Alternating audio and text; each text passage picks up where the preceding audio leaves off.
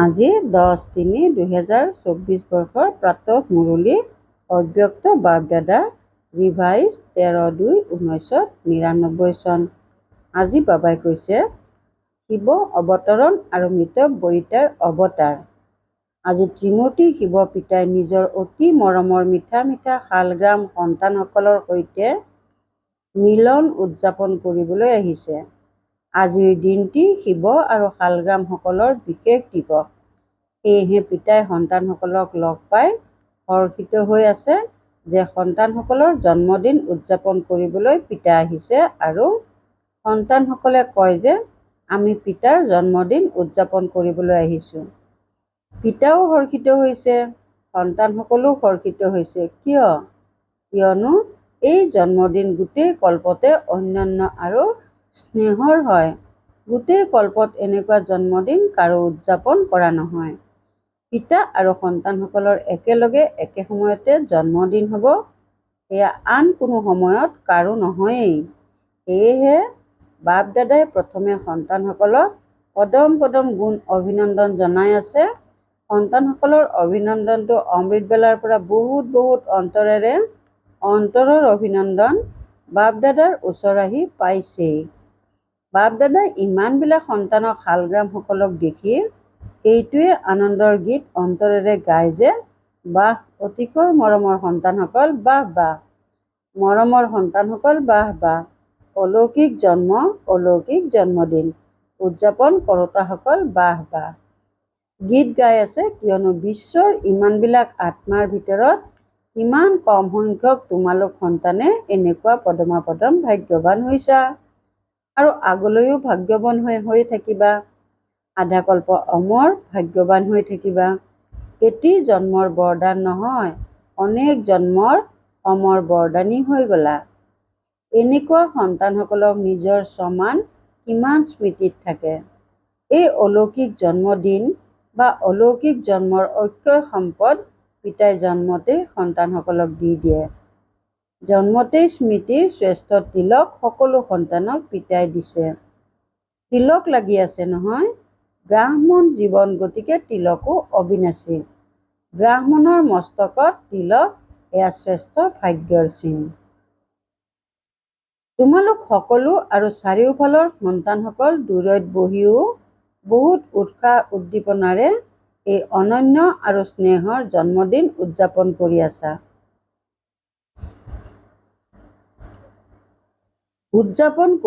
নহয়, সকলো হৰ্ষিত হৈছে যে পিতাই আমাৰ জন্মদিন উদযাপন কৰি আছে আৰু আমি পিতাৰ উদযাপন কৰি আছো। কিমান আনন্দৰ কথা। আনন্দ জুখিব পাৰানে? হিচাপ আছেনে? এইখন জগতত এই অলৌকিক আনন্দৰ হিচাপ উলিওৱাৰ কোনো সাধন ওলোৱাই নাই। যদি তোমালোকক কোৱা হয় যে সাগৰৰ সমান আনন্দ আছেনে, তেন্তে কি ক'বা? নে সাগৰটো একোৱেই নহয়? বাৰু, আকাশৰ সমান আনন্দ আছেনে? আকাশতকৈ উচ্চ তোমালোকৰ ঘৰ, তোমালোকৰ সূক্ষ্ম লোক। সেয়েহে কোনো জোখ মাখ কৰিব নোৱাৰে, উলিয়াবও নোৱাৰে। যদি ইমান আনন্দ আছে তেন্তে এখন হাতৰ তালি বজোৱা। সকলোৱে হাত চাপৰি বজালে। আনন্দ উল্লাস আছে, এই ক্ষেত্ৰতো সকলোৱে হাত উঠালে। অভিনন্দন। এতিয়া দ্বিতীয় প্ৰশ্ন বুজি পালে, সেয়েহে হাঁহি আছে। বাপ দাদাই সকলো সন্তানক সদায় ফুলি থকা আত্মিক গোলাপৰ ৰূপত চাব খোজে। আধা ফুলা ফুল নহয়, সদায় আৰু সম্পূৰ্ণকৈ ফুলা। ফুলি থকা ফুল কিমান ভাল লাগে, দেখিলেই মজা লাগে। আৰু অলপো জয় পৰি গ'লে তেতিয়া কি কৰা? একাষৰীয়া কৰি দিয়া। বাপ দাদাই একাষৰীয়া নকৰে, কিন্তু তেওঁলোক স্বয়ং একাষৰীয়া হৈ যায়। আজিতো উদযাপন কৰাৰ দিন, মুৰলীটো সদায় শুনায়। আজিতো খুব আনন্দ মনেৰে নাচা আৰু গোৱা। মনেৰে নাচা, ভৰিৰে নহয়। ভৰিৰে নাচা আৰম্ভ কৰিলে কোলাহল হৈ যাব। কিন্তু বাপ দাদাই দেখি আছে যে সন্তানসকলে নাচিও আছে আৰু মিঠা মিঠা পিতাৰ মহিমা আৰু নিজৰ অলৌকিক মহিমাৰ গীতো বহুত গাই আছে। বাবাৰ ওচৰত তোমালোকৰ মনৰ আৱাজ গৈ আছে। সকলো দেশৰ পৰা আৱাজ আহি আছে। পিতাৰ আৱাজ শুনিও আছে আৰু পিতায়ো তেওঁলোকৰ আৱাজ শুনি আছে। পিতাই কয়, হে বিশ্বৰ বহুত বহুত স্নেহী সন্তানসকল, খুব নাচা, খুব গোৱা। বাকী কামেই কি আছে? ব্ৰাহ্মণৰ কাম কি? যোগযুক্ত হোৱাটোনো কি? পৰিশ্ৰম হয় জানো? যোগৰ অৰ্থই হ'ল আত্মা আৰু পৰমাত্মাৰ মিলন। তেন্তে মিলনত কি হয়? আনন্দত নাচে। পিতাৰ মহিমাৰ মিঠা মিঠা গীত স্বতঃ গায়। ব্ৰাহ্মণৰ কামেই হৈছে এয়া, গাই থকা আৰু নাচি থকা। এইটো কঠিন জানো? নচা আৰু গোৱা। এইটো কঠিন নে? কঠিনটো নহয়। যিসকলৰ কঠিন লাগে তেওঁলোকে হাত উঠোৱা। আজিকালিতো নচা গোৱাৰ বতৰ। তেন্তে তোমালোকেও কি কৰিব লাগে? নাচা, গোৱা। সহজ নহয় জানো? যদি সহজ তেন্তে কাণ লৰোৱা। কঠিনটো নহয়। জানি বুজি সহজৰ পৰা আঁতৰি কঠিনতাত গুচি যোৱা। কঠিন নহয়, বহুত সহজ, কিয়নো পিতাই জানে যে আধা কল্প কঠিনতাৰ জীৱন ব্যতীত কৰিলা, সেইকাৰণে এতিয়া সহজ। কঠিন লগা কোনোবা আছে নেকি? কেতিয়াবা কেতিয়াবা কঠিন লাগে নেকি? যেনেকৈ কোনোবা আগবাঢ়ি গৈ থাকোঁতে ৰাস্তা পাহৰি অন্য ৰাস্তাত গুচি যায়, তেতিয়া কঠিন লাগিব নহয়। জ্ঞানৰ মাৰ্গ কঠিন নহয়। ব্ৰাহ্মণ জীৱন কঠিন নহয়। ব্ৰাহ্মণৰ সলনি ক্ষত্ৰিয় হৈ যোৱা, তেতিয়া ক্ষত্ৰিয়ৰ কাম হয়েই যুদ্ধ কৰা, কাজিয়া কৰা। সেয়াতো কঠিনেই হ'ব নহয়। যুদ্ধ কৰাটোতো কঠিন, আনন্দ উল্লাস কৰাটো সহজ হয়। ডবল বিদেশীসকল আনন্দ উল্লাস কৰোঁতা হোৱা নহয়। এখন হাতৰ তালি বজোৱা। আনন্দ উল্লাসত আছানে? তালৈ গৈ জয়পৰীতো নোযোৱা? চোৱা, আজিৰ শিৱ জয়ন্তীৰ দুটি কথাত মহত্ব আছে। এটা, এই দিৱসত ব্ৰত ৰাখে। ডবল বিদেশীসকলৰতো উদযাপন কৰিবলগীয়াই নহ'ল, ভাৰততেই পালন কৰে, গতিকে এইটো দিৱসৰ মহত্ব হৈছে ব্ৰত ৰখা, আৰু দ্বিতীয়টো হৈছে জাগৰণ কৰা। তেন্তে তোমালোক সকলোৱে ব্ৰতো ল'লা নহয়? দৃঢ় ব্ৰত লৈছানে? নে কেতিয়াবা কেঁচা কেতিয়াবা দৃঢ়? কেঁচা বস্তু ভাল লাগেনে? পকি থকা সকলো ভাল লাগে নহয়? তেন্তে ব্ৰত কি ল'লা? বাপ দাদাই সৰ্বপ্ৰথমে কোনটো ব্ৰত দিলে? যেতিয়া স্মৃতিৰ তিলক লগালা, তেতিয়া প্ৰথমে কোনটো ব্ৰত ল'লা? স্মৃতিত আছেনে? সম্পূৰ্ণ পবিত্ৰ হোৱা। পিতাই ক'লে আৰু সন্তানসকলে ধাৰণ কৰিলে। পবিত্ৰতাৰ ব্ৰত কেৱল ব্ৰহ্মচৰ্যৰ ব্ৰত নহয়, কিন্তু পিতা ব্ৰহ্মাৰ সমান প্ৰতিটো সংকল্প, বাণী আৰু কৰ্মত পবিত্ৰতা, ইয়াকে ব্ৰহ্মচাৰী বুলি কোৱা হয়। প্ৰতিষাৰ বাণীত যাতে পবিত্ৰতাৰ প্ৰকম্পন সমাহিত হৈ থাকে, প্ৰতিটো সংকল্পত যাতে পবিত্ৰতাৰ মহত্ব থাকে, প্ৰতিটো কৰ্মত কৰ্ম আৰু যোগ অৰ্থাৎ কৰ্মযোগীৰ অনুভৱ হওক, ইয়াকে ব্ৰহ্মচাৰী বুলি কোৱা হয়। পিতা ব্ৰহ্মাক দেখিলা? প্ৰতিষাৰ বাক্য মহাবাক্য, সাধাৰণ বাক্য নহয়, কিয়নো তোমালোকৰ জন্মই সাধাৰণ নহয়, অলৌকিক। অলৌকিকতাৰ অৰ্থই হ'ল পবিত্ৰতা। সেয়েহে নিতৌ ৰাতি নিজৰ শিক্ষক হৈ পৰীক্ষা কৰা আৰু শতকৰা হাৰ অনুসৰি নিজে নিজক নম্বৰ দিয়া। হ'ব লাগে 100%, কিন্তু নিতৌ নিজে নিজক চোৱা, আনক নাচাবা। বাপ দাদাই দেখিছে যে নিজৰ সলনি আনক চাবলৈ লাগি যায়। সেৱা সহজ। নিজক চোৱা যে আজিৰ দিনটোত সংকল্প, বাণী আৰু কৰ্মত কিমান শতাংশ থাকিল। তোমালোকে এইটো বছৰ চাৰিওফালে কি বাৰ্তা দিছা? পৰিৱৰ্তনৰ কথা সকলো অনুষ্ঠানতে শুনাইছা, য'তে ত'তে ভাষণ দিছা। তেতিয়া পৰিৱৰ্তন বিষয়টিৰ ওপৰত বহুত ভাল ভাল ভাষণ দিছা। গতিকে এইটো বছৰ চাৰিওফালে সেৱাত আনকো পৰিৱৰ্তনৰ লক্ষ্য বহুত ধুমধামেৰে দিছা। বাপ দাদা হৰ্ষিত হৈছে। তেন্তে তোমালোকে নিজৰ বাবেও এইটো পৰীক্ষা কৰা যে নিতৌ প্ৰতিদিনে কিমান শতাংশত পৰিৱৰ্তন হ'ল।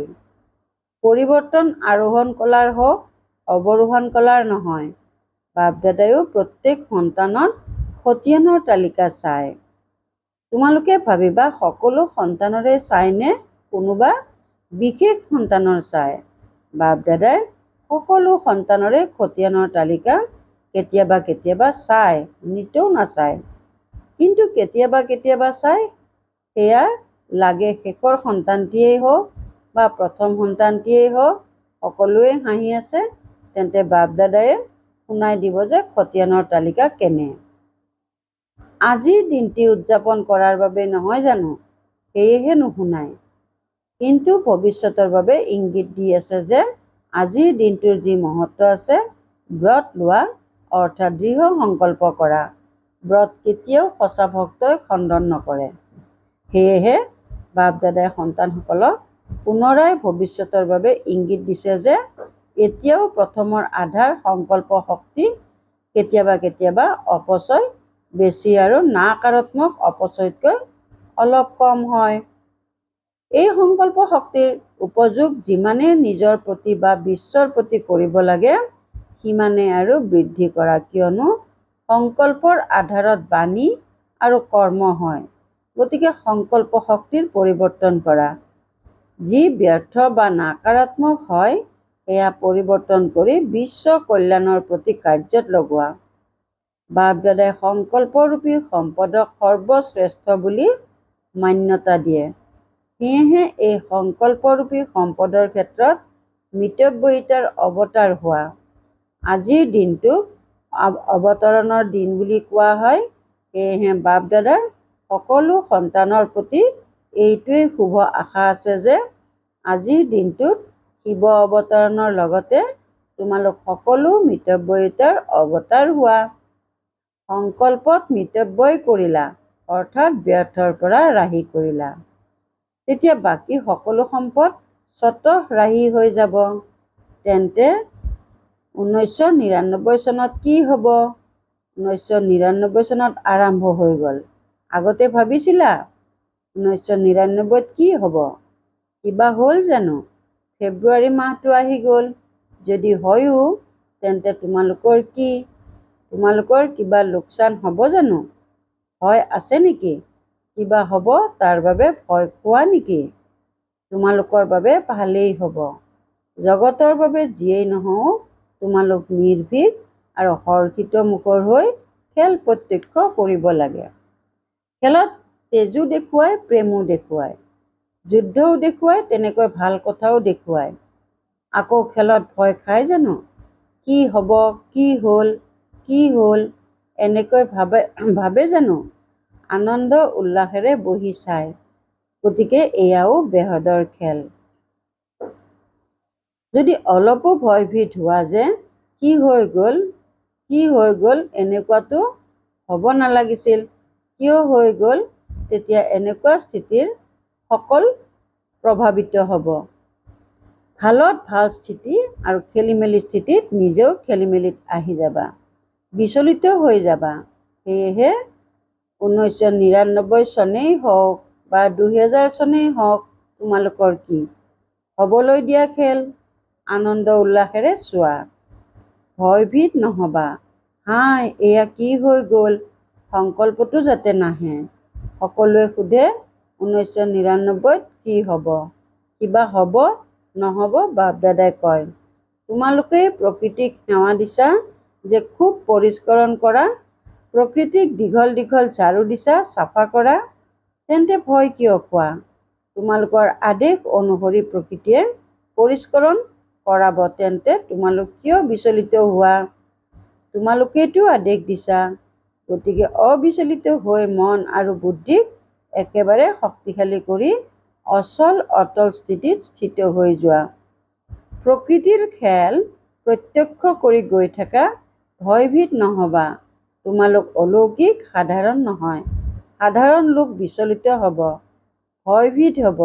অলৌকিক মাষ্টাৰ সৰ্বশক্তিমান আত্মাসকলে খেল চাই নিজক বিশ্ব কল্যাণৰ কাৰ্যত ব্যস্ত কৰি ৰাখিব।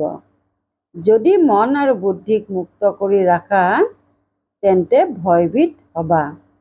মন আৰু বুদ্ধিৰে প্ৰকাশপুঞ্জ হৈ প্ৰকাশ বিয়পাই দিয়াৰ কাৰ্যত ব্যস্ত হৈ থাকিলে তেতিয়া ব্যস্ত আত্মা ভীতিগ্ৰস্ত নহ'ব, সাক্ষীবোধ থাকিব আৰু যিয়েই অস্থিৰতা নহওক নিজৰ বুদ্ধিক সদায় স্বচ্ছ কৰি ৰাখিবা।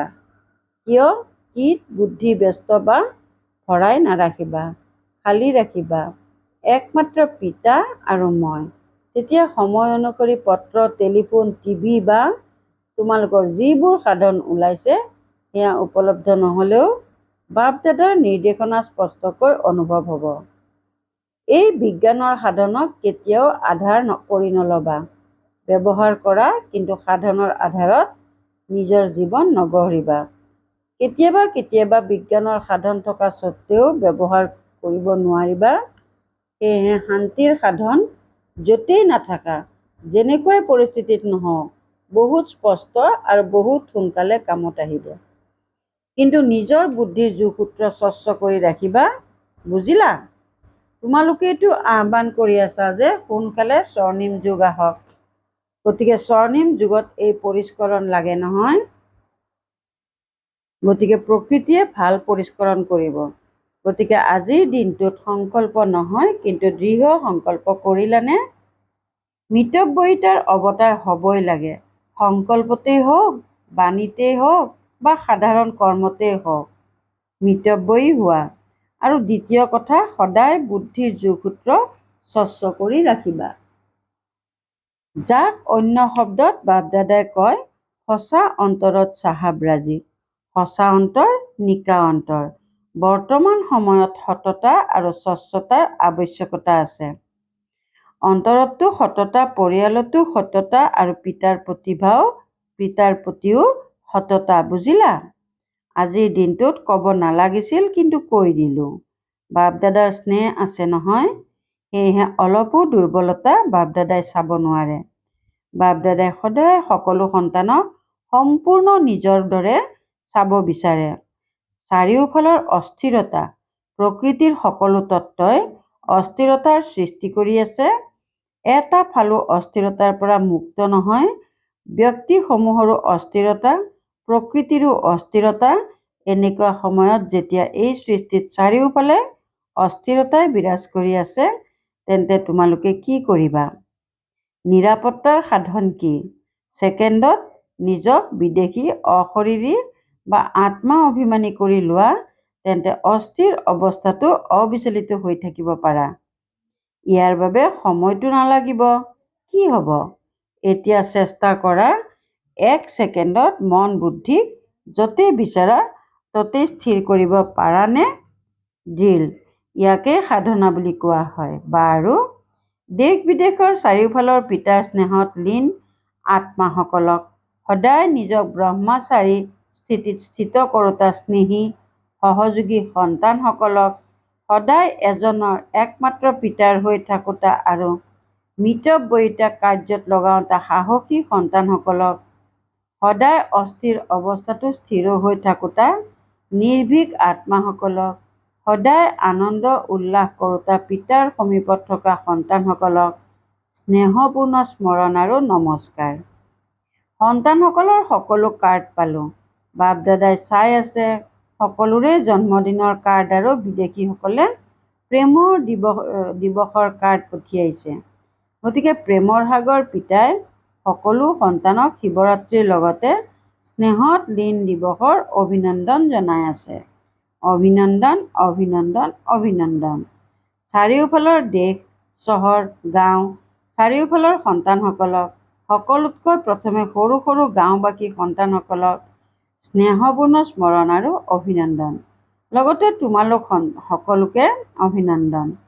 কিমান অভিনন্দন জনাম? যিমান তোমালোকে ধাৰণ কৰিব পাৰা তাতোকৈ অধিক অভিনন্দন। বৰদান, স্নেহ আৰু নবীনতাৰ কৰ্তৃত্বৰে সমৰ্পিত কৰাওঁতা মহান আত্মা হোৱা। স্নেহ আৰু নবীনতাৰ কৰ্তৃত্বৰে সমৰ্পিত কৰাওঁতা মহান আত্মা হোৱা। যিয়েই সম্পৰ্কত আহে তেওঁলোকক এনেকুৱা সম্বন্ধত আনা যে, যি সম্বন্ধত আহি আহি সমৰ্পিত বুদ্ধি হৈ যাওক আৰু কওক যে, যি পিতাই ক'লে সেয়াই সত্য। ইয়াকে সমৰ্পিত বুদ্ধি বুলি কোৱা হয়। তেতিয়া তেওঁলোকৰ প্ৰশ্ন সমাপ্ত হৈ যাব। কেৱল এনেকৈ যাতে নকয় যে এওঁলোকৰ জ্ঞান বহুত ভাল, কিন্তু এয়া নতুন জ্ঞান, যিয়ে নতুন জগত আনিব। এনেকৈ কওক, তেতিয়া কুম্ভকৰ্ণ সাৰ পাব। গতিকে নবীনতাৰ মহানতাৰ দ্বাৰা স্নেহ আৰু কৰ্তৃত্বৰ সন্তুলনেৰে এনেকৈ সমৰ্পিত কৰোৱা, তেতিয়া কোৱা হ'ব যে মাইক প্ৰভাৱশালী আত্মা তৈয়াৰ হ'ল। শ্লোগান: একমাত্ৰ পৰমাত্মাৰ স্নেহী হোৱা, তেতিয়া বিশ্বৰ স্নেহী হৈ যাবা। একমাত্ৰ পৰমাত্মাৰ স্নেহী হোৱা, তেতিয়া বিশ্বৰ স্নেহী হৈ যাবা। ওম শান্তি।